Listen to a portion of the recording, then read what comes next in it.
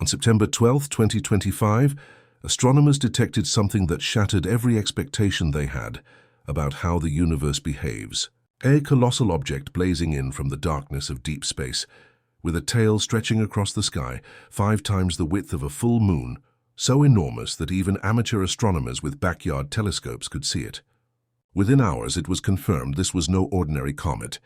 It was something far larger, far brighter, and far stranger than anything we have ever recorded. Officially catalogued as C2025R2, now simply called SWAN. But the timing is what truly froze scientists in disbelief, because another object, the already infamous 3I Atlas, was also inbound, racing toward the sun from the exact opposite direction of the sky. Both were set to reach their closest approach to the sun within the same 10-day window, both hidden by the solar glare during their most critical moment, and both displaying anomalies that defy the laws of nature. The odds of such a cosmic double entry happening by chance are so vanishingly small that some scientists have stopped calling this coincidence and started whispering the word mission. If one interstellar object was strange enough, then the arrival of a second, 100 times larger, targeting the same solar corridor suggests we may not be witnessing accidents of astronomy at all. We may be watching an operation. As data poured in, what first stood out about SWAN wasn't just its size, but its behavior. Unlike typical comets, which scatter light in predictable patterns, SWAN's reflective properties showed metallic signatures, hints of nickel and cobalt, the same materials we humans use to forge durable alloys and protect against corrosion. Some researchers began calling it the Fortress because while most comets break apart under the stress of the sun, this one seemed shielded, armored, even maintaining a brightness curve far beyond what natural ice and dust could explain. Its tail, already record-breaking in length, did not behave like chaotic vapor, but pulsed with subtle rhythmic changes, as if controlled micro-thrusts were guiding its motion. Imagine watching a skyscraper-sized tank drift through space, cloaked in a shimmering halo that might not just be gas, but an electromagnetic shield deflecting the fury of solar winds. That is the image scientists are now grappling with. But even more unsettling than its scale is its timing, because while SWAN looms as a fortress, its smaller counterpart, 3I Atlas, behaves like a drone, agile, erratic, with strange bursts of acceleration and tail color shifts that no natural process can fully explain. Together, they don't look like random visitors.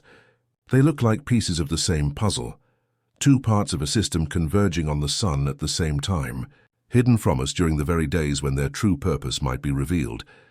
When astronomers plot the arrival vectors of SWAN and Atlas on a star map, something extraordinary emerges. SWAN comes from Aquarius, Atlas from Sagittarius, 2 origins separated by more than a quarter of the entire celestial sphere. Yet, despite their radically different approach angles, they both cross into the inner solar system at nearly the same solar distance, reaching perihelion within just 3 days of each other. Statistically, this kind of synchrony is impossible. Random comets scatter their arrivals across decades, sometimes centuries, but never like this, and then comes the blackout. From October 8th to October 18th, the sun's glare blinds our telescopes, creating a window where neither SWAN nor Atlas can be directly observed. The result? Their closest approach to the sun and to each other happens at the exact moment when Earth's instruments are unable to see.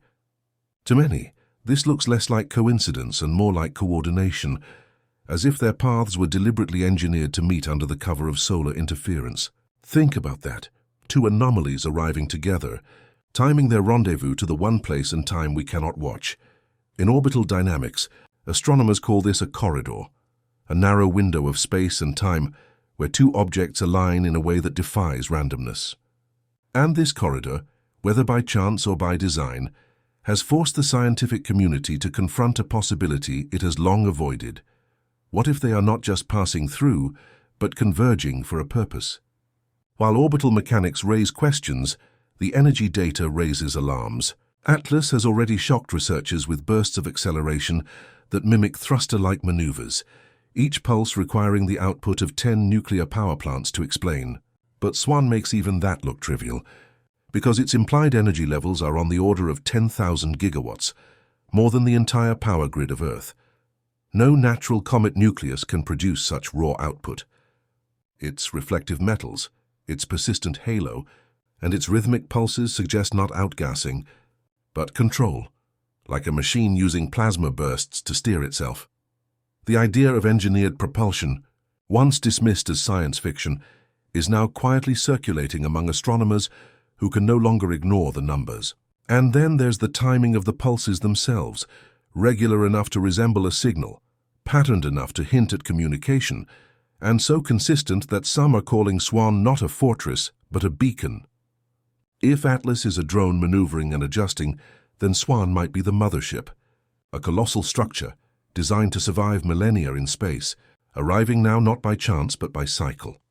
With an orbital period of more than 22,000 years, Swan could have passed this way long before recorded history, maybe even during the last ice age, leaving traces that our ancestors might have remembered as myths, carvings, or warnings.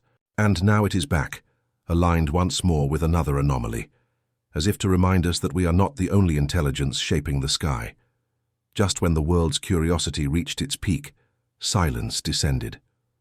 NASA, ESA, and other agencies quietly restricted data releases, suspending high-resolution imaging and radar tracking during the very days when the two objects would be closest to the Sun.